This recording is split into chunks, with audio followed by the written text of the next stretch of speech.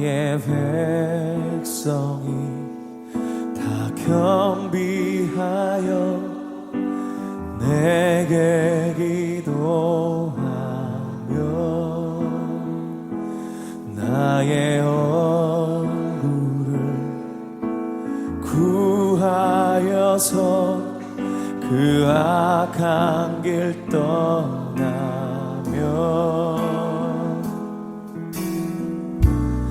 하늘에서 듣고 죄를 사하며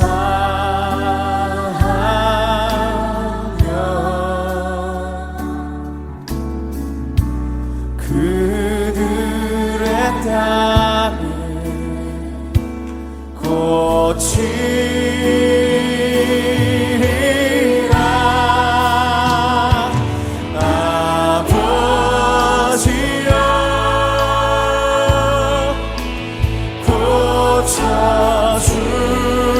고쳐주소서. 이 나라 주의 것 되게 하소서.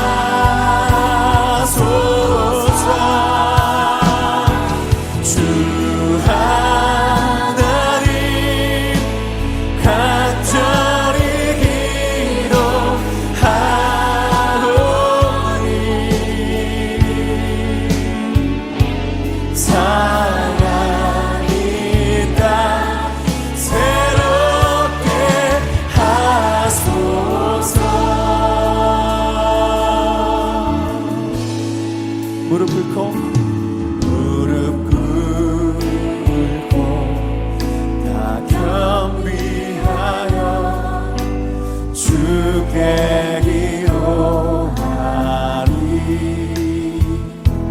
주의 얼굴을 구하여서 그 악한 길 떠나리. 주님의 자비로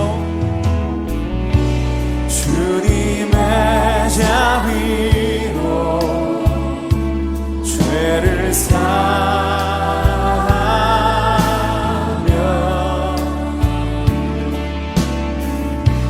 주님의 자비로 나소서 임하소서. 아버지여 아버지여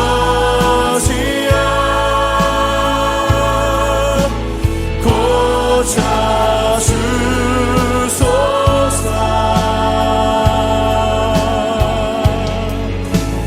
이 나라 주의 것 되게 하소서. 주 하나님 간절히 기도하오니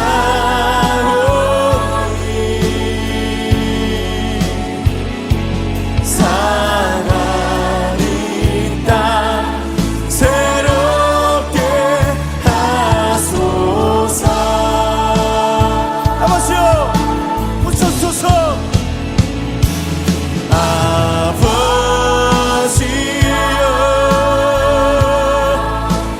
고쳐주소서.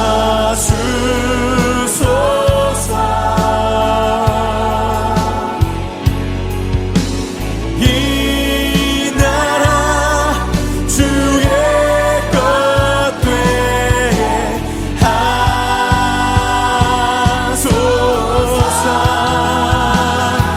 주 하나님 간절히 기도하오니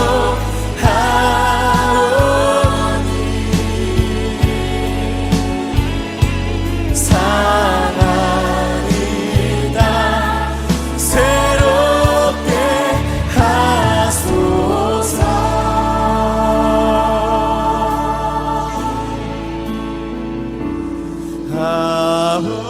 아버지여 고쳐주소서.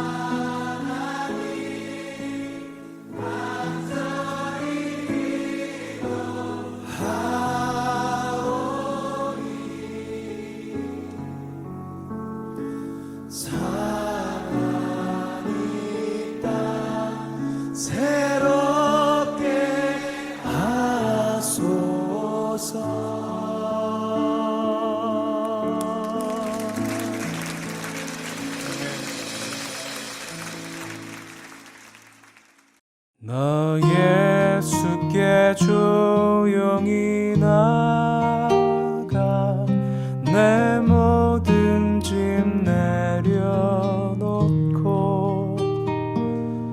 주 십자가 사랑을 믿어 죄 사함을 너 받으라. 주 예수께 조용히 나가 내 마음을 쏟아놓으라. 늘은 미리 보시는 주님 그 은혜를 베푸시리.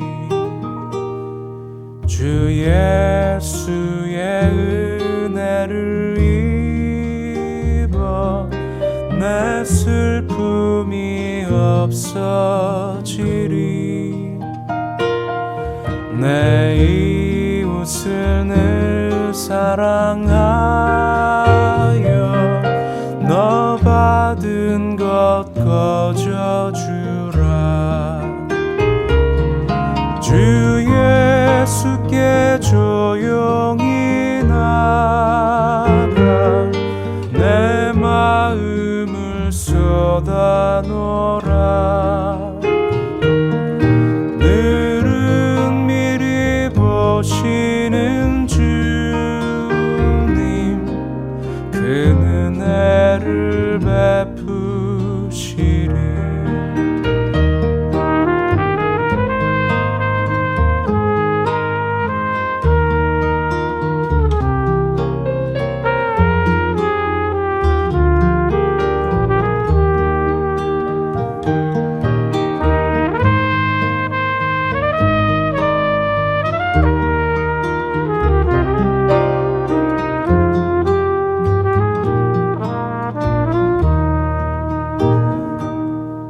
주 예수를 친구로 삼아 늘 내 옆에 모시어라. 그 영원한 생명 샘물에 내 마른 목 죽이어라.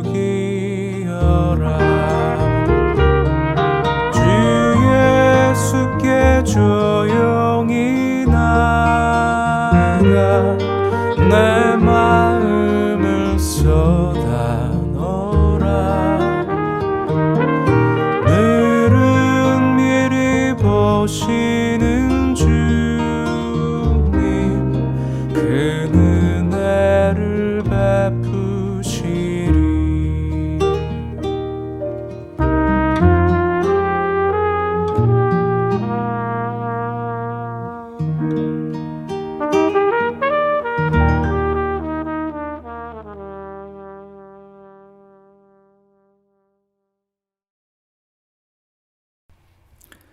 오늘도 6.19 온전함 기도에 함께 하시는 한 분 한 분을 주님의 이름으로 축복합니다.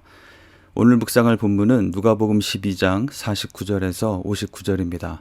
말씀을 봉독하겠습니다. 내가 불을 땅에 던지러 왔노니 이 불이 이미 붙었으면 내가 무엇을 원하리요? 나는 받을 침례가 있으니 그것이 이루어지기까지 나의 답답함이 어떠하겠느냐?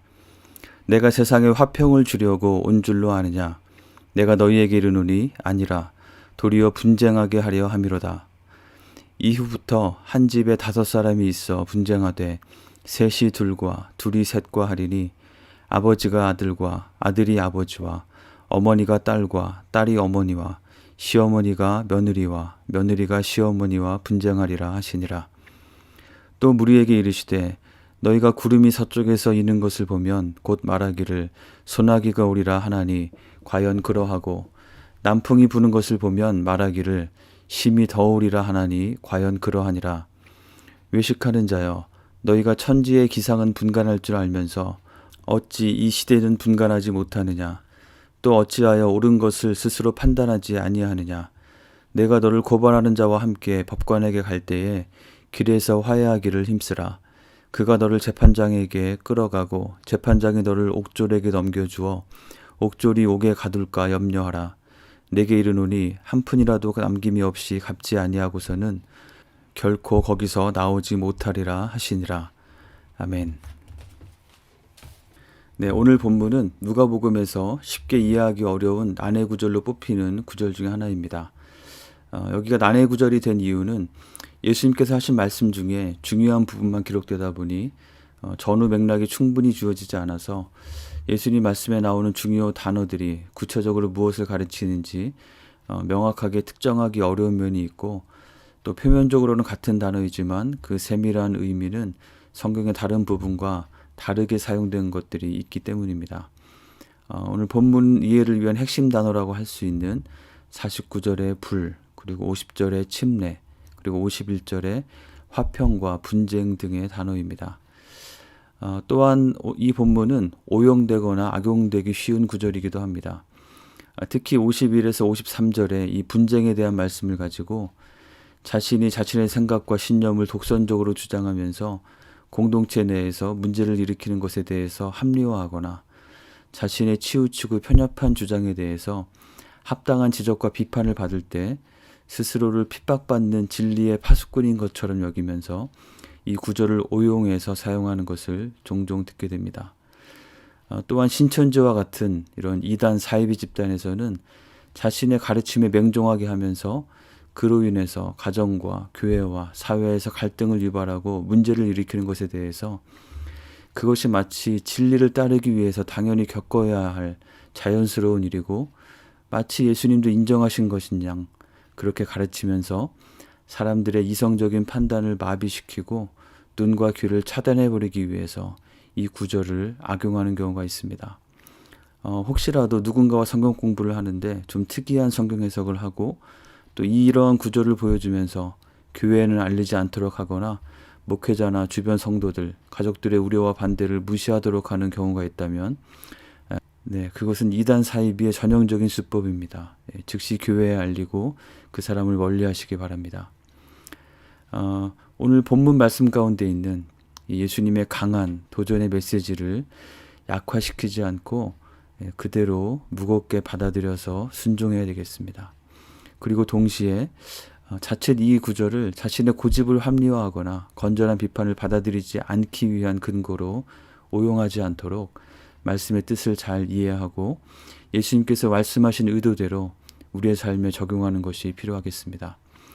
오늘 본문은 크게 두 부분으로 나눌 수 있겠는데요. 49에서 53절까지가 한 부분이고 54에서 59절까지가 또 한 부분입니다. 그리고 두 번째 부분은 다시 54에서 56절, 그리고 57에서 59절로 나눌 수 있습니다. 먼저 두 번째 부분을 살펴보면 그 중심 교훈은 각각 56절과 57절에 명시되어 있습니다. 이스라엘의 서쪽은 지리적으로 지중해 바다가 있습니다. 그래서 서쪽에서 구름이 생기는 것을 보면 비가 올 것을 예상할 수 있습니다.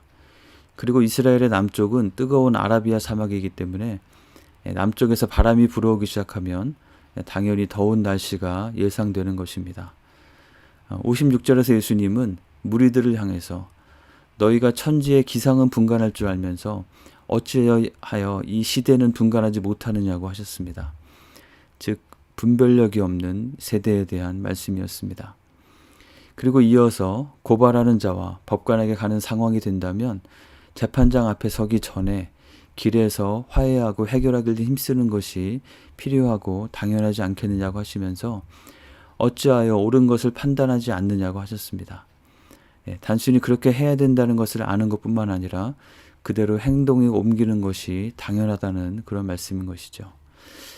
즉 예수님을 통해서 전해지고 또 도래하게 되는 그 하나님 나라의 복음을 듣고 시대를 분간하며 또 하나님의 심판에 이르기 전에 회개하고 예수님을 믿고 따르며 하나님 나라를 위해서 살아야 할 것에 대해서 도전하시는 것입니다. 이제 앞부분으로 돌아오면 이 앞부분의 말씀이 우리가 알고 있는 예수님의 이미지와 또 예수님의 가르침과는 상당히 결이 다른 내용처럼 여겨지기 때문에 이것을 어떻게 이해하고 받아들여야 할지 어렵게 생각이 됩니다. 평강의 왕이신 예수님, 또한 우리에게 화평케 하는 자가 복되다고 하신 예수님, 원수도 사랑하라고 하신 예수님, 그리고 모든 사람과 더불어 화목하고 화평하라는 서신서 곳곳의 말씀들을 비추어 볼 때 세상에 화평을 주러 온 것이 아니라 도리어 분쟁하게 하려 하시고 가족 간에도 분쟁이 있게 될 것이라는 말씀은 마치 그러한 가르침과 그러한 예수님의 모습과 상충되는 것처럼 들리게 됩니다. 그렇다면 과연 이 말씀은 어떤 의미인 것일까요? 예수님께서는 분명하게 세상에 화평을 주려 온 것이 아니라고 하셨는데 여기에서의 예수님이 말씀하시는 화평은 진정한 화평이 아닌 거짓된 화평을 가리키는 것입니다. 거짓된 화평은 부딪히는 것이 싫어서, 갈등 상황이 싫어서 분명히 문제가 있고 잘못된 것임에도 불구하고 그저 덮어두고 모른 척하는 거짓된 화평입니다. 겉으로는 갈등이 없어 보일 수 있지만 결국에는 그 문제로 인해서 모두가 파국에 이르게 되고 맙니다. 그에 반해서 진정한 화평은 갈등과 분쟁을 겪더라도 그 문제를 드러내어 해결하는 것입니다. 거짓된 화평이 마치 상처가 나서 세균 감염이 명확해 보이는데도 상처를 건드리면 아플까봐 그냥 드레싱을 하거나 밴드에이지로 덮어버리는 것이라면 진정한 화평은 아프더라도 상처를 소독하고 적절한 연고를 바른 후에 드레싱을 하는 것입니다. 과정만을 본다면 거짓된 화평이 더 화평 같고 진정한 화평은 분쟁과 갈등과 고통처럼 보이지만 그 결국의 결과는 정반대가 되는 것입니다. 바로 그런 의미에서 예수님께서는 화평, 즉 거짓된 화평이 아니라 분쟁, 진정한 화평을 위한 과정을 가져오신다고 말씀하신 것입니다. 죄와 비진리로 가득한 곳에 의와 진리이신 예수님이 오시게 되면 그곳에 가득하게 자리 잡고 있던 것들과 갈등이 일어나기 마련입니다. 자신의 욕심을 좇아서 그것에 눈먼 차로 살아가던 삶의 방향성이 심각하게 도전을 받게 됩니다. 죄된 습성을 따라 그대로 흘러가듯 살아가던 삶에 새로운 기준들이 세워지면서 우선적으로 우리의 내적으로 갈등과 분쟁이 일어나게 됩니다. 오늘 본문이 있는 누가복음 12장에서 언급된 것들만 살펴본다면 사람들의 시선을 의식하며 거칠에 신경 쓰며 외식하던 삶에 대해서 모든 것이 감추임이 없이 드러나게 될 것을 알고 바로 하나님 앞에서 깨끗한 마음으로 살라는 새로운 기준이 주어지는 것입니다. 권세자들, 유력자들을 두려워하던 삶에서 하나님을 두려워하며 하나님을 부인하지 않는 삶의 기준이 제시됩니다. 더 많은 재물을 소유하기 위해서 쟁투하던 삶에 대해 영원한 것을 바라보며 하나님께 대해 부요하기를 힘쓰는 삶을 살라고 말씀합니다. 일상의 많은 부분에 대해서 염려하며 살던 삶에 우리의 아버지 되신 하나님을 신뢰하고 믿으라고, 그래서 여러 가지 염려에 얽매여서 그것만 생각하며 사는 삶이 아니라 하나님 나라를 구하며 하나님 나라를 생각하며 하나님 나라를 위해 사는 삶을 살라고 하십니다. 나태하며 주어진 책무에 대해서도 눈치껏 적당히 하며 방종하는 삶에 대해서 정신을 차리고 깨어서 근신하라고 말씀하십니다.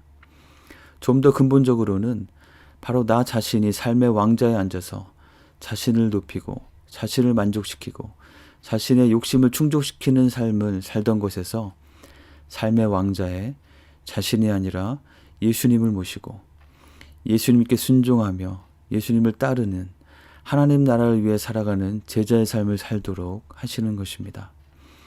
이러한 새로운 삶의 기준은 우선 우리의 내면에 있던 나의 죄된 습성과 마찰을 일으키고 갈등을 일으키게 됩니다. 그래서 병행 본문이 마태복음 10장에서는 이 표현에 이어서, 이 말씀에 이어서 38, 39절에서 바로 자신을 부인하고 자기 십자가를 지고 주님을 따르라는 말씀이 이어지고 있는 것입니다. 우리의 죄된 속성이 그것을 부추기며 우리를 넘어뜨리려고 하는 사탄의 책략이 한 번도 의와 진리의 방향과 반대되어 거스르지 않은 적이 없기 때문에, 사탄이 결코 선한 적이 없기 때문에 예수님을 통해서 의와 진리와 선함이 들어오게 되면 분쟁과 갈등이 일어나기 마련인 것이죠. 그리고 이러한 갈등은 우리의 내면에서의 갈등으로 그치지 않습니다. 이러한 주님을 따르는 새로운 삶을 추구하며 살기 시작할 때 여전히 세상의 가치관을 따라 살아가는 우리 주변의 사람들은 우리의 삶의 모습을 신선하게 보면서 감동하며 그들도 주님께로 마음을 열기도 하지만 그 중에는 이러한 것을 불편해하며 거절하고 반대하는 반응을 보이기도 합니다. 이것은 주님께로 나아가지 못하게 방해하는 사탄과의 영적인 전투의 측면이기도 합니다. 우리에게 참된 자유와 행복을 주는 진리를 좇으려고 할 때 그것을 가로막고 반대하며 심지어 핍박하는 그런 방해와 갈등에 부딪히게 되는 것입니다. 그리고 그 갈등은 나와 먼 관계의 사람들에 대해서는 그리 심하게 일어나지도 않고 또 일어나더라도 어느 정도 무시하고 넘어갈 수 있지만 가장 가까운 사람들과의 관계에 있어서는 우리에게 더 큰 부담과 어려움으로 다가오게 됩니다. 병행 구절인 마태복음 10장 37절에서는 가족이라 할지라도 예수님보다 더 사랑하는 자는 주님께 합당하지 못하다고 말씀합니다. 이 말씀은 결코 가족과의 갈등을 부추기거나 가족을 가볍게 여겨서 쉽게 버리고 떠나라는 말씀이 아닙니다. 오히려 성경은 디모데전서 5장 8절에서 자기 친족, 특히 가족을 돌아보지 않는 자는 믿음을 배반한 자이고 불신자보다 더 악하다고 하셨고 또 구약의 십계명에서부터 반복적으로 내 부모를 공경하라고 말씀하고 주 안에서 부모에게 순종하라고 가르칩니다. 이 말씀은 가장 가깝고 소중한 가족과의 관계라 할지라도 그것이 예수님을 믿고 따르는 새로운 삶을 살아가는 것보다 더 중요하게 여겨서 주님을 따르는 제자의 삶을 살지 못하게 해서는 안 된다는 말씀인 것입니다. 49절에서 예수님께서는 이 땅에 불을 던지러 오셨다고 하셨는데 이 불이 무엇을 의미하는지는 몇 가지 다른 견해들이 있습니다. 성령의 불, 또 복음의 역동성을 가리키는 것으로 보기도 하고 또 모든 것을 태워서 소멸해버리는 하나님의 심판을 가리키는 것으로 보기도 하고 또 여러 가지 갈등과 분쟁으로 나타나는 고난과 핍박을 가리키는 것으로 보기도 합니다. 성경에서 이 불이 이 각각의 것을 의미하는 경우들이 다 있고 또 이 각각의 해석들이 모두 다 어느 정도 일리가 있기 때문에 어떤 것이 정확한 의미인지는 잘 모르겠습니다. 다만 병행 본문인 마태복음 10장에서는 예수님께서 화평이 아니라 검을 주러 오셨다고 표현하고 있는데요. 이에 비추어 볼 때 예수님께서 거짓 화평이 아닌 참된 화평을 주시기 위해서 분쟁과 갈등으로 보이는 과정을 거치게 하신다는 의미인 것은 분명해 보입니다. 여기서 한 가지 주목할 것은 그렇다면 그 갈등과 분쟁의 과정을 어떻게 해나갈 것인가에 대한 것인데요. 바로 50절에서 예수님께서 언급하신 침례에 그 답이 있습니다. 공생애를 시작하시면서 이미 침례 요한에게 침례를 받으셨기에 여기에서의 침례는 단순히 침례 의식을 의미한 것이 아님은 분명합니다. 침례 의식 가운데에는 물속에 완전히 잠기는 것을 통해서 죽음을 그리고 다시 일어나는 것을 통해서 새 생명과 부활을 상징하는 의미가 있습니다. 즉 이것은 예수님께서 십자가에서 맞으실 죽으심과 부활을 가리키는 것이었습니다. 예수님은 극심한 고난을 겪으셔야 했지만 그럼에도 불구하고 그것이 속히 이루어지기를 바라셨습니다. 불을 던지시고 그 불이 붙어서 죄와 거짓 화평을 다 걷어내고 분쟁과 영적 싸움을 통해서 참된 화평과 자유를 주시는 예수님. 그런데 그 예수님의 그 분쟁의 방법은 막강한 신적 능력으로 사탄을 짓눌러버리는 힘의 방식이 아니라 어린 양과 같이 순순히 고난을 받으시고 십자가에서 죽임을 당하시는 낮아짐과 약함의 방식이었던 것입니다.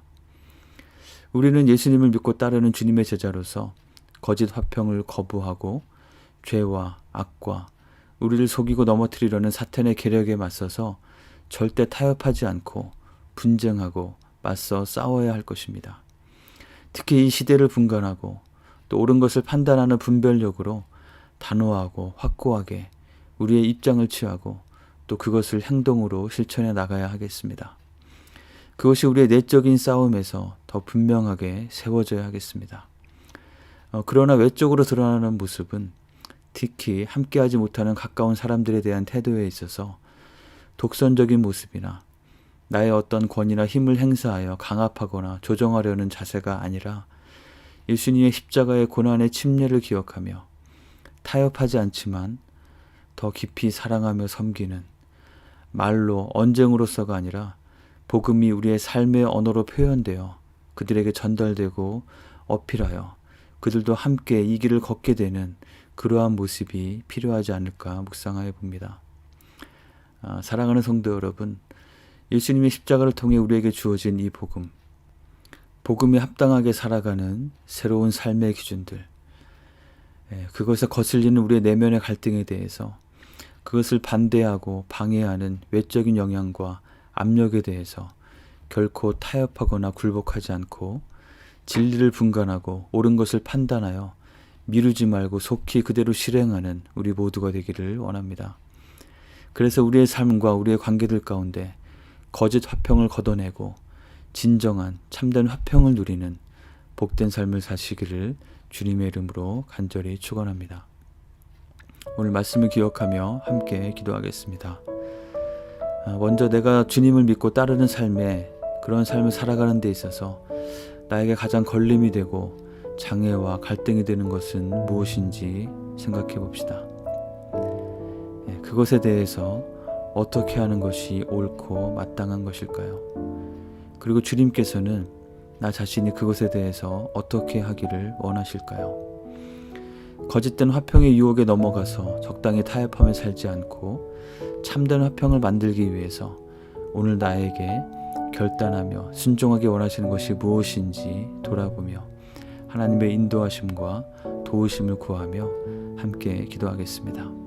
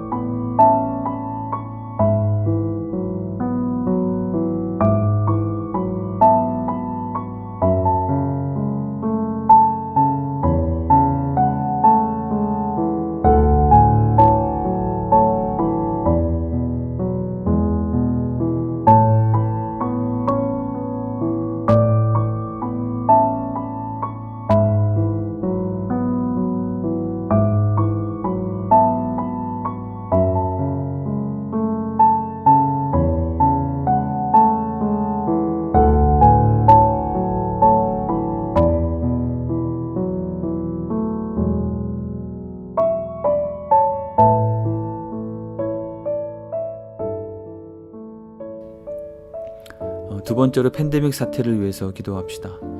오미크론 확산세가 전 세계적으로 속히 안정되고 이 팬데믹에서 속히 벗어날 수 있도록 기도합시다. 이 모든 상황을 거치면서 수고하는 많은 분들, 또 고통받는 분들 가운데 하나님께서 함께 해주시도록 기도합시다. 그리고 이러한 상황 가운데서도 서로 교제하며 사랑과 선행을 격려하는 일에 더욱 힘쓰고 또 우리만 돌아보는 것이 아니라 또 선교지의 필요를 채우며 선교에 동참하기에 힘쓰는 우리가 될 수 있도록 하나님의 지혜를 구하며 함께 기도합시다.